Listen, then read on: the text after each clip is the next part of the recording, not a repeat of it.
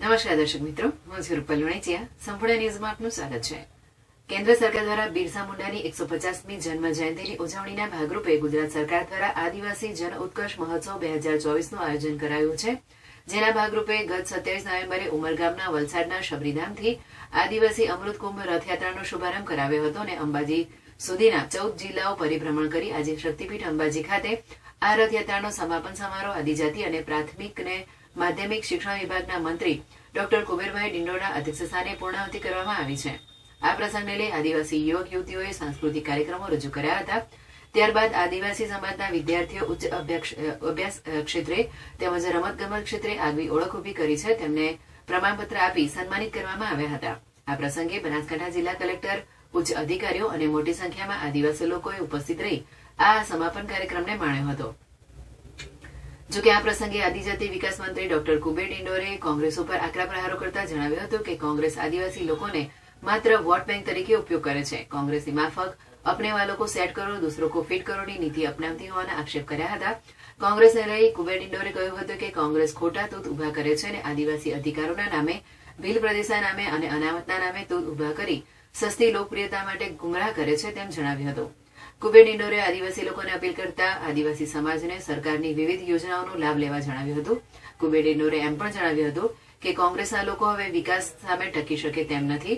તેમ ડોક્ટર કુબેરભાઈ ડિંડોરે આદિવાસી જાતિ, પ્રાથમિક અને માધ્યમિક શિક્ષણ ગુજરાતને જણાવ્યું હતું કે આ કાર્યક્રમના અંતે મંત્રી કુબેર ડિંડોર સાથે ઉચ્ચ અધિકારીઓએ સમાપન પ્રસંગે આદિવાસી ઉત્કર્ષ યોજનાના વિવિધ સ્ટોલોની પણ મુલાકાત લીધી હતી. સૌને મારા નમસ્કાર.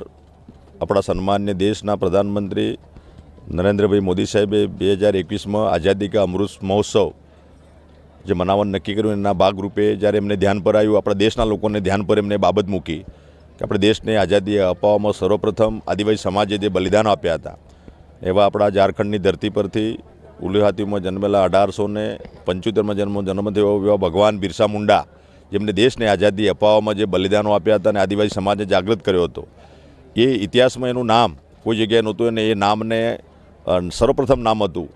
તો એ દિવસથી સન્માન્ય દેશના પ્રધાનમંત્રી નરેન્દ્રભાઈ મોદી સાહેબે 2021માં નક્કી કર્યું કે આ જનજાતિ ગૌરવ દિવસ તરીકે એની ઉજવણી કરવામાં આવે અને સાચો ઇતિહાસ છે આદિવાસી સમાજની અસ્મિતા, ગૌરવ, સ્વાભિમાન, સન્માન, શૌર્ય એ લોકો સુધી પહોંચે એના માટેના પ્રયત્નો કર્યા અને એવા જનનાયકો જે આદિવાસી સમાજના જે ફ્રીડમ ફાઇટર તરીકે જેમને બલિદાનો આપ્યા છે એ માનગઢની ધરતી પરથી ગોવિંદ ગુરુ હોય, મોતીલાલ તેજાવતના નેતૃત્વમાં આપણે જે લડેલા સાબરકાંઠાની ધરતી પર પાલ દડવાલ, રૂપસિંહ નાયકા હોય, આપણા આસામ અને પૂર્વ તમામ રાજ્યોના જે આદિવાસી સમાજના જે જનનાયકો જે બલિદાનો આપ્યા એને યાદ કરવાનું કામ આપણા સન્માન્ય દેશના પ્રધાનમંત્રી નરેન્દ્રભાઈ મોદી સાહેબે કર્યું. એના ભાગરૂપે આજે 150મી જન્મજયંતિ નિમિત્તે આપણા ગુજરાતના માનનીય મુખ્યમંત્રી શ્રી ભૂપેન્દ્રભાઈ પટેલ સાહેબના નેતૃત્વમાં ડાંગથી 15 નવેમ્બર 2024થી આ યાત્રાની શરૂઆત થઈ હતી.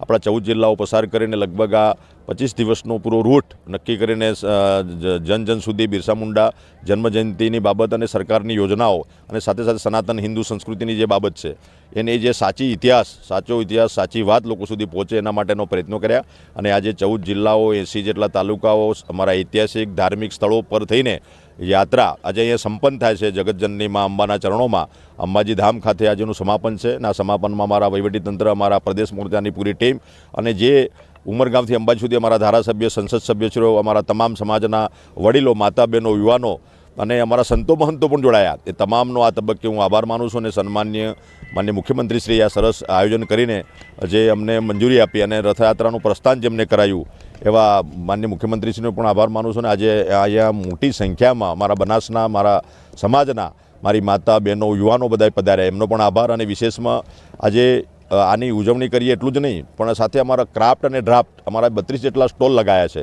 એમાં આપણે મિલેટ્સ છે, અમારી હસ્તકલા છે, એ પણ લોકો જાણશે અને માણશે અને વિદ્યાર્થીઓને પણ અમારા જે પૂર્વજો જે આત્મનિર્ભર હતા એ આત્મનિર્ભરતા તરફ આપણા યુવાનો જાય એના માટે પણ એમની વાત પણ કરી છે. અને સાથે સાથે જે વિદ્યાર્થીઓએ સરકારી સ્કૂલોમાં શ્રેષ્ઠ પ્રદર્શન કર્યું છે એવા વિદ્યાર્થીઓનું પણ સન્માન થાય એની પણ વ્યવસ્થા કરી છે અને આજે તમામને હું શુભેચ્છા પાઠવું છું. ધન્યવાદ.